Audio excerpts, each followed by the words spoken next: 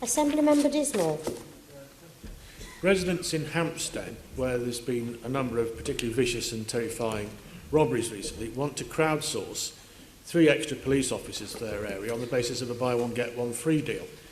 Do you agree with the Camden Borough Commander that it would not set a good precedent for the Met and they shouldn't entertain it, or do you agree with Zach? Sorry, I didn't hear that. Do you agree with the Borough Commander that it would not set a good precedent and the Met should not entertain it, Right. or do you agree with Zach Goldsmith, who says he's got no objection to the idea? I think that the objective I have is to make sure that we have properly funded policing for London and to get a good deal from the Treasury, to make good use of the council tax that we are able to levy, and to keep bringing burglary, robbery and other crimes down across the city.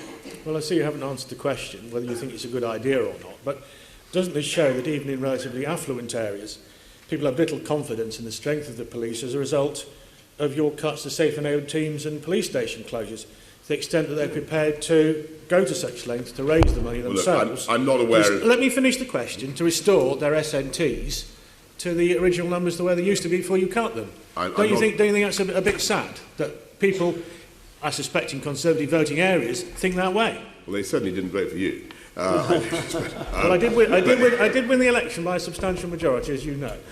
Anyway, you did jolly well. But look, seriously, I'll look at the proposal that you're discussing. I have no knowledge of the idea that you're proposing for crowdsourcing. I'm not instinctively attracted to it, but let's study it.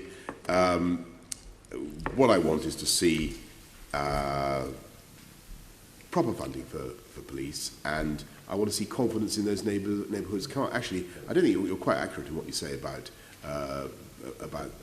that area. Burglaries come down considerably across London, and that's I think a testament to the efforts of the police, and something they can be proud of. Well, you say that, Mr. Mayor, but if you read the Ham and High, and I'm sure your press cuttings do it, you'd have seen on the front page this proposal several weeks running. You'd have seen Zach Goldsmith think it was a good idea and the Borough Commander saying it wasn't.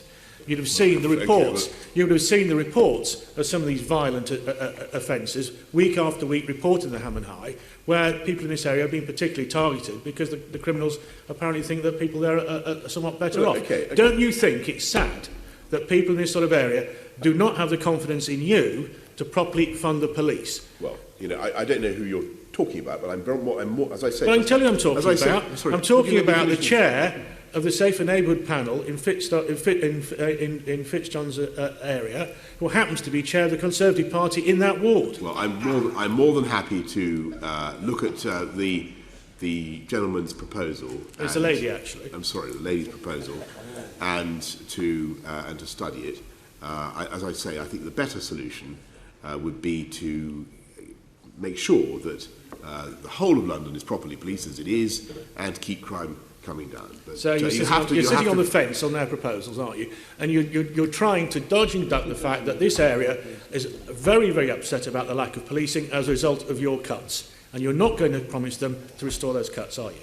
Well, what I've said is that we're going to keep police numbers high and keep crime coming down across London. And I'm not going. Unfortunately, you have the advantage of me of much closer study of the Ham and High in the last few weeks, and I've been able to conduct, and I apologise for that. Well, maybe with the Camden New Journal, because it's there as well. And the Camden New Journal. You must forgive me for unaccountably that's just eluded my grasp in the last few weeks. I will look at it.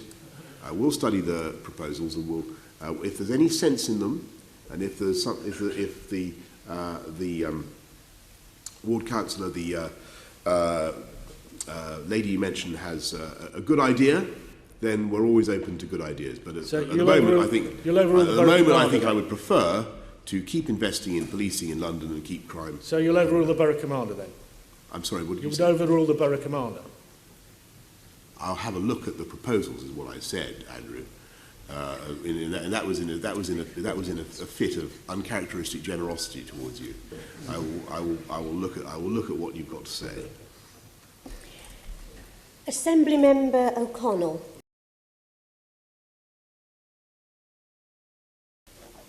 The next question goes to Assembly Member Dismore, entitled West Ham.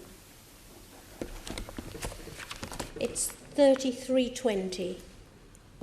Thank you, Andrew. Yes, what we've published is everything that we could publish that wasn't specifically impossible to publish because of commercial confidentiality. And I was very happy for all the details to be made published, but the legal advice from the LLDC was very clear that if there were some details about commercial arrangements that would have seriously jeopardised our ability to enter into to make good deals for the taxpayer in the future. And for instance, details, suppose we wanted to do a ground sharing arrangement or whatever, there are some things that I'm afraid simply have to remain confidential. Well, let me remind you of what you said last time. You said, I would be perfectly happy to publish the details of this arrangement. They, i.e. West Ham, may be trying to take legal action. You said the reason we have not published the details so far is because we've only just concluded the last letting of the contracts. You said, I'm very happy to release all the details. As far as I'm concerned, get it out there. Of course, that was only after the Information Commissioner ordered you to do so. But in fact, what's happened is you haven't published everything, only a heavily redacted version, page after page of blanked out text, or partially blanked out text like this, page after page of it. You tried to create the impression you wanted all the details out. It was only West Ham wasn't happy. In fact, it's not West Ham that's going to court to challenge it. It's you, isn't it? Well, there are some details that we aren't able to share, and I think the Assembly will appreciate that.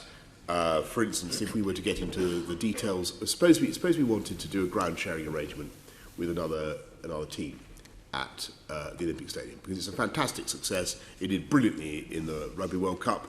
Loads of people want to be there. It's a glorious addition to the city. Now, it wouldn't help us, frankly, in those negotiations for all the details of our existing contractual agreement, all the financial details of our existing agreement with West Ham to be public, and that's where we are. How long is this contract for? And I think that's how long is this contract for? Sorry, say that again. How long is this contract for? Well, I don't have the contract before me, but I'm very happy to share the details with you. Later on, I don't know. I can give you. I'm sure there's quite an abundant detail there, but I can't. There is no detail of any use to anybody who's trying to find out what's been going on here. The fact is, you're not perfectly happy to release all the details because it means you're not exposed as having given West Ham the unfair and anti-competitive advantage over all the other Premier League clubs in London and indeed across the country. By keeping it secret, the public won't see how West Ham will take you to the cleaners with the public's money and assets. No, haven't they? It's complete nonsense. Look, the Olympic Stadium there is isn't unlike... a single figure in this document. Not a single figure. The Olympic Stadium is unlike any other Olympic Stadium in the world, or post-Olympic Stadium, in that we have delivered a long-term private sector legacy. There will be no further call on the taxpayer as a result of what we have done. We've got a Premiership football club in it, and I remind you, and at a good I'll remind you about Manchester City and the Commonwealth Games Stadium, where the details are available, and they didn't rip off the taxpayer like West Ham have here. And I would remind you that if you look, for instance, at the World Cup that was held in Germany, they then, after that World Cup, where I think several stadiums were built or modernised, they virtually gave them away to their Bundesliga teams. We've done a very, very different deal, a commercial deal that will secure the future of the stadium. And I think it's good for London. The football authorities in Europe are looking at state aid in relation to similar deals in Holland, aren't they? And they're going to be on to this one, aren't they? No, we are assured that there's no question of state aids here, and it's a very successful deal. The stadium is fantastic. It's performing brilliantly, although the sprinklers did come on in the test match by mistake when a try was scored, but that was a sort of, expression of approval. We've sorted all that out. It's now working wonderfully. And as you know, it's got the largest cantilevered roof anywhere in the world, the Olympic Stadium. You should be proud of it, Andrew, instead of whinging. Okay, have you finished, Mr. Dismore? Thank you. Let's go on to the next question, and it's